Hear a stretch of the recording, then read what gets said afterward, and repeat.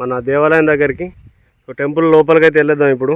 So చూస్తున్నాం కదా ముఖద్వారం, అక్కడ నుండి మనం వెళ్ళాలి. కొత్త కడుతురు అది. ఇప్పుడైతే మనం స్టార్టింగ్లో ఉన్నాం, ఇది గుడి స్టార్టింగ్లో. అక్కడ చూస్తున్నారు కదా, అది నాగోబా దేవాలయం.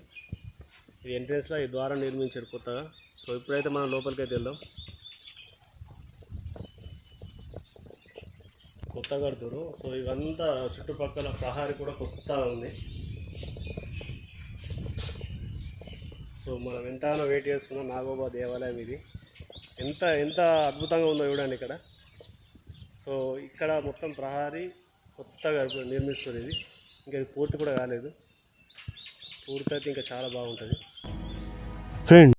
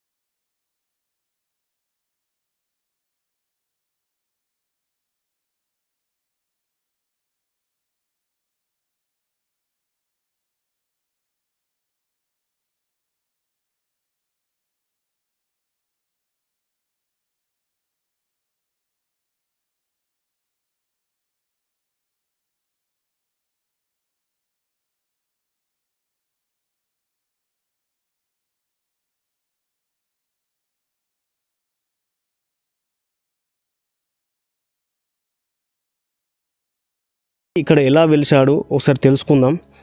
పూర్వం దాదాపు 1000 సంవత్సరాల క్రితం మేసర వంశీయులకు చెందిన, అంటే గోండు జాతికి చెందిన నాగాయి మోతి అనే ఒక రాణి ఉండేదట.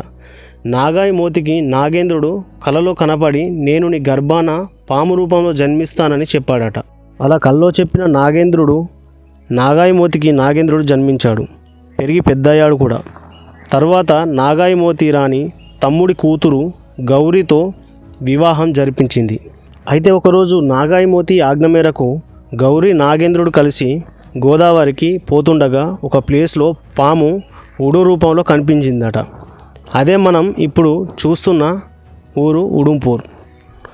దాని తర్వాత ధర్మపురి వద్ద గోదావరిలో స్నానం చేయడానికి వెళ్ళినప్పుడు నాగేంద్రుడు గౌరీని చూశాడట. చూశాక నాగేంద్రుడు మనిషి రూపంలోకి మారిండట.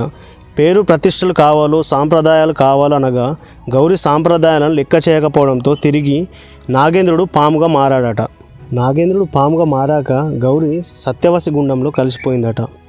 నాగేంద్రుడు గౌరీ వెంట ఉంచిన ఎద్దు అక్కడికక్కడే రాయి రూపంలోకి మారింది. దాని తర్వాత నాగేంద్రుని కోసం చాలా ఊర్లు వెతికారు, కానీ ఎక్కడ కనిపించలేడు. కొద్ది రోజుల తర్వాత కెస్లాపూర్ గుట్టల్లోకి వెళ్ళిపోయాడని తెలిసింది. నాగేంద్రుడు కెస్లాపూర్ వెళ్ళిన తర్వాత ఈ గుట్ట వద్ద నాగోబా దేవాలయాన్ని నిర్మించారు. ఇప్పటికీ నాగోబాకు పూజలు మిశ్రమ వంశం వారే నిర్వహిస్తున్నారు. మిశ్రమ వంశీయులు ఫస్ట్లో నాగేంద్రుడు వెలిసిన చోట పుట్టను పూజించేవారు. 1956లో గడ్డి పరకలతో చిన్న గుడిసె వేసి పూజించేవారు.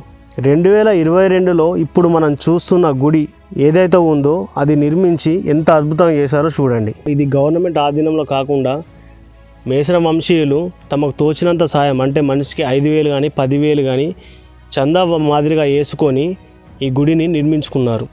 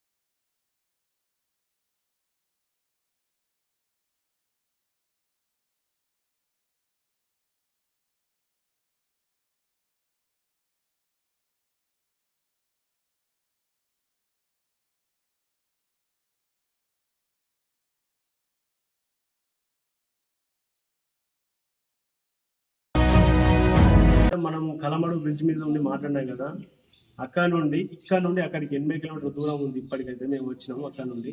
సో అక్కడికైతే వీళ్ళు అమావాస్య రోజు నుండి దాదాపు ఇక్కడ నుండి అక్కడికి వెళ్ళేసి అక్కడ గోదావరి నదిలో నుండి ఆ జలాన్ని తీసుకొచ్చి ఇక్కడ దేవుని పైన అభిషేకం చేయడం జరుగుతుంది.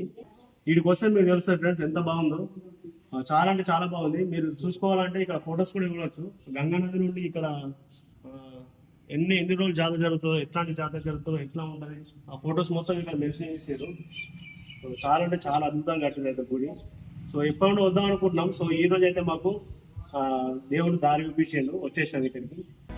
ఫ్రెండ్స్ ఇక్కడ చూస్తున్నారు కదా జాతర ఏ రకంగా జరుగుతుందో, వాళ్ళ ఆచారాలు ఎలా ఉంటాయో ఇక్కడ మెన్షన్ చేసారు ఫొటోస్లలో, మీరు చూడవచ్చు. సో ఇదైతే గంగా నది నుండి నీరు తీసుకొచ్చేది 80 కిలోమీటర్ దూరం అని చెప్పిన కలమడు నుండి అదన్నమాట. సో ఇంకా ఫొటోస్ అయితే చాలా ఉన్నాయి friends.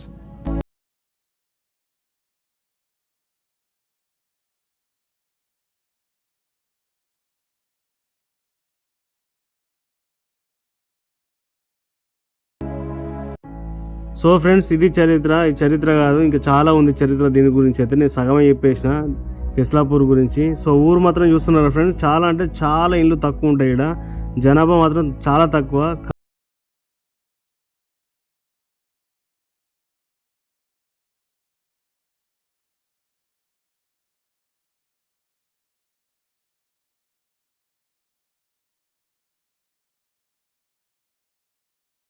Subscribe the channel 3i Vlogs. So మళ్ళీ ఇట్లా జాతర టైంలో వచ్చినప్పుడు మంచిగా షూట్ చేసుకొని వాళ్ళ ఆచారాలు ప్రతి ఒక్కటి మనం క్యాచ్ చేసుకుందాం, మన వీడియోలో మళ్ళీ పోస్ట్ చేద్దాం అప్పటి వరకల్లా. సో ఓకే ఫ్రెండ్స్, పునర్దర్శన ప్రాప్తిరస్తు. Bye bye.